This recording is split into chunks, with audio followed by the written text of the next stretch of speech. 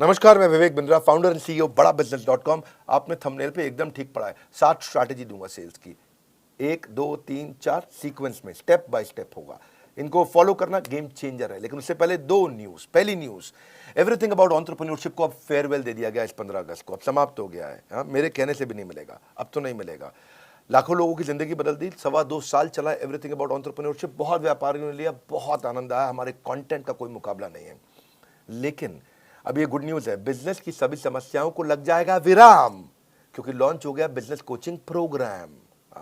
यही संपूर्ण हुआ, पछताना छोड़ दो।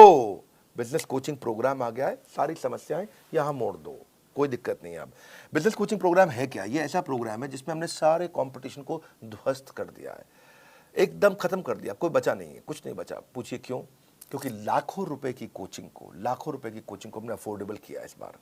और अभी 5,000 लोगों को हम ये 800 रुपये महीने के आसपास दे रहे हैं। मतलब 2 साल का लगभग 22-23 हज़ार रुपये के आसपास है, 800 रुपये के आसपास महीने का।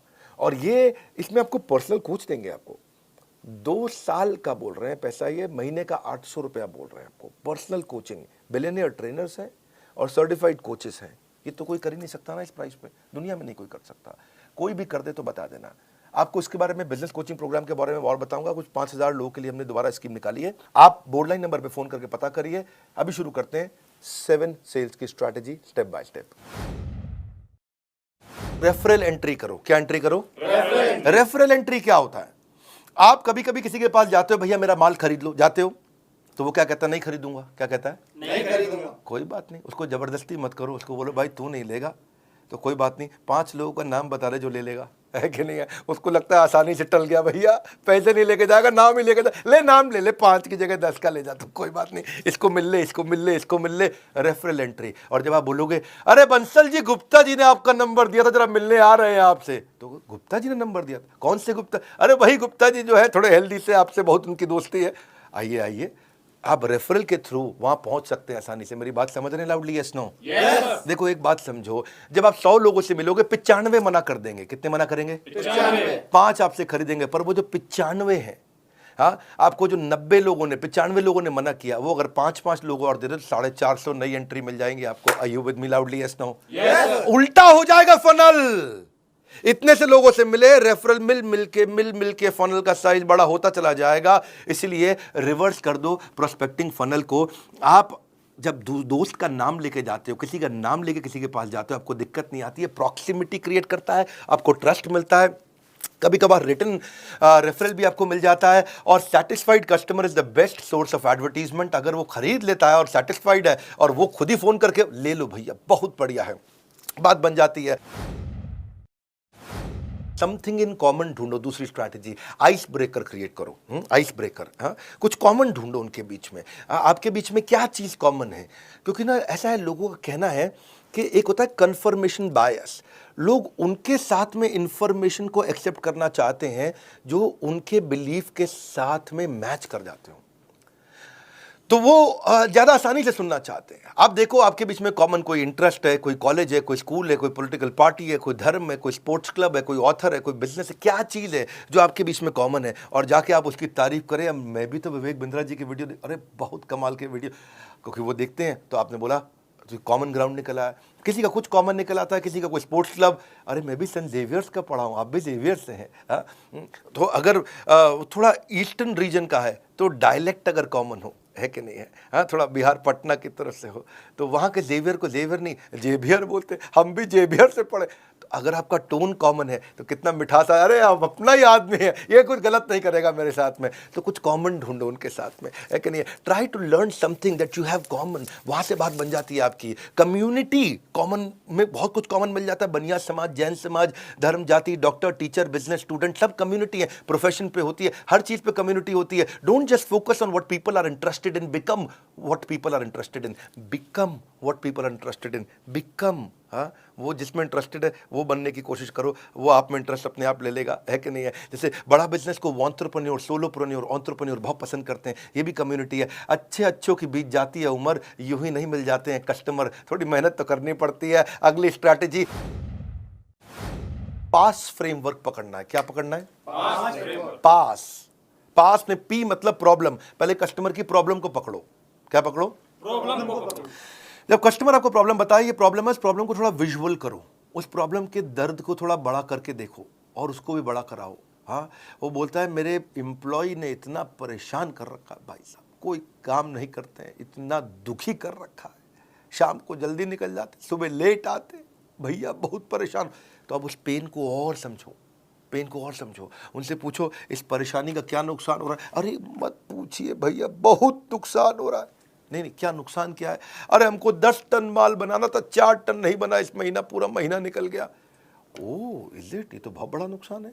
तो 10 की जगह 4 टन हुआ तो इससे क्या नुकसान? नुकसान क्या है? पैसा नहीं आया इस महीना, खर्चा चालू, बिजली का बिल चालू, तनख्वाह चालू, सब चालू, किराया चालू, हम बहुत परेशान है। ओह ये तो बहुत दिक्कत हो जाएगा। तो इसके कारण फिर तो काफी परेशानियां आ जाएंगी। आपको क्या लगता है क्या होगा? क्या बताएं, क्या और कर्जा लेंगे और कर्जे पे इंटरेस्ट आएगा, मार्जिन खत्म। तो वो प्रॉब्लम बता रहा है, प्रॉब्लम को और बड़ा करा रहे हो। आप ऐसा प्रश्न कर रहे हो, इससे और क्या प्रॉब्लम होगा, इससे और क्या तकलीफ होगा। उस प्रॉब्लम के साइज को समझो, प्रॉब्लम की शेप को पहचानो, प्रॉब्लम को रंग दो, रूप दो, ताकि वो महसूस करे अरे ये तो बहुत बड़ी प्रॉब्लम है। और जब वो प्रॉब्लम जब हो गया, समझ गया वो, तो उस प्रॉब्लम पे हो सके तो थोड़ा नमक डाल दो, एजिटेट, पास में PA मतलब एजिटेट, थोड़ा और नमक डाल दो। भैया अगर ये प्रॉब्लम 6 महीना नहीं सुलझी तो क्या होगा? 6 महीना नहीं सुलझी तो बस कुछ नहीं है जी, मटके में मिलेंगे हरिद्वार में। तो वो और बड़ी प्रॉब्लम देखने लगी उसको। तो पास, प्रॉब्लम, एजिटेशन, और अब आता है सोल्यूशन S। अब आप उसको सोल्यूशन दीजिए, वो तुरंत ले लेगा। आपका सोल्यूशन उसके चोट पे एक बाम की तरह होगा। आपकी पोजीशनिंग ऐसे करो, आपने उसके इमोशनल पेन पॉइंट का टेक केयर किया, इसको बोलते हैं पास फ्रेमवर्क। ये थोड़ी समझदारी के साथ करना चाहिए। इसमें हमें चालाकी नहीं, समझदारी चाहिए। मैं नहीं बोल रहा हूँ चालाक बन के किसी को लूट लो, ऐसा नहीं मैं कह रहा हूँ। समझदारी से आप उसकी समस्या को समझो और समस्या कैलकुलेट करने दो कि कितनी ज़्यादा बड़ी है।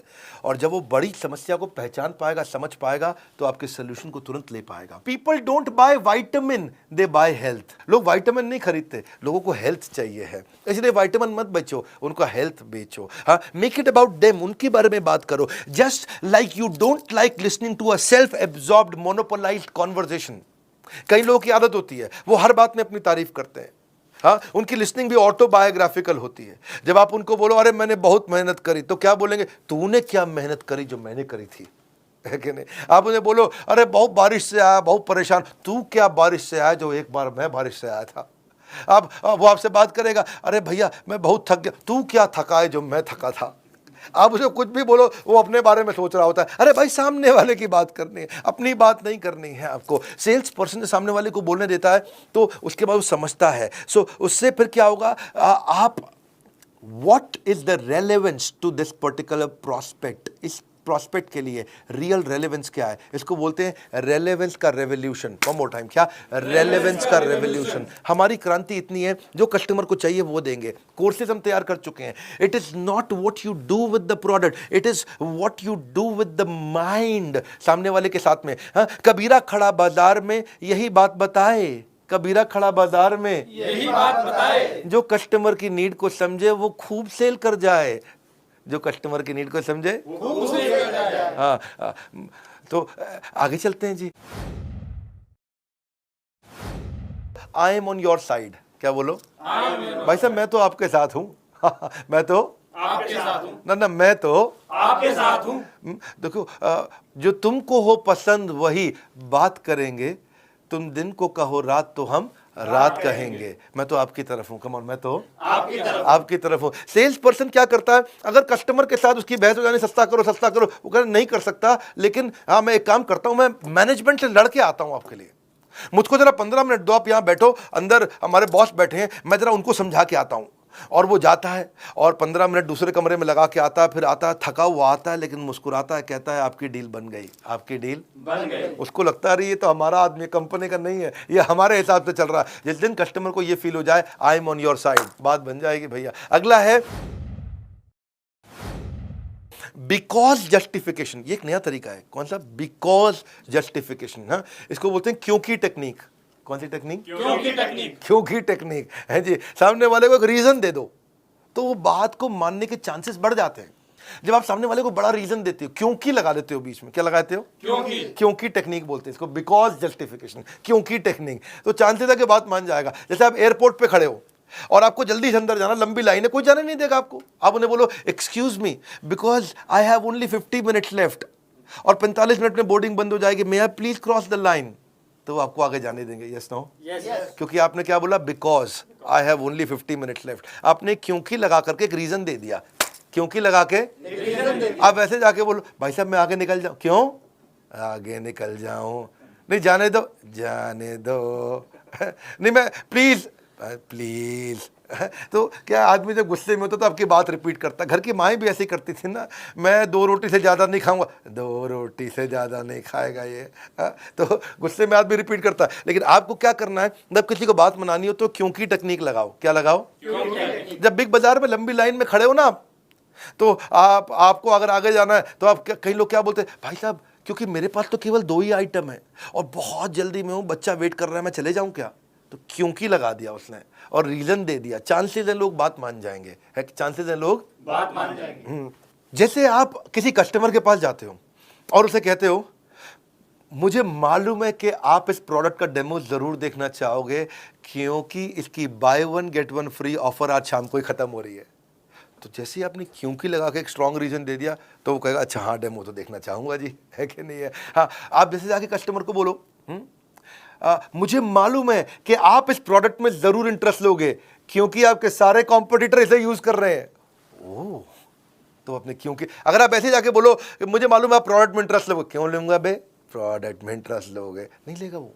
लेकिन आपने क्योंकि लगा के स्ट्रॉन्ग रीजन दे दिया, बाब इसको बोलते हैं क्योंकि टेक्निक। कौन सी टेक्निक? क्योंकि technique. Never negotiate out of fear but never fear to negotiate, है कि नहीं? जब जरूरत पड़े तो करना भी चाहिए। एक और टेक्निक आपको बताते हैं,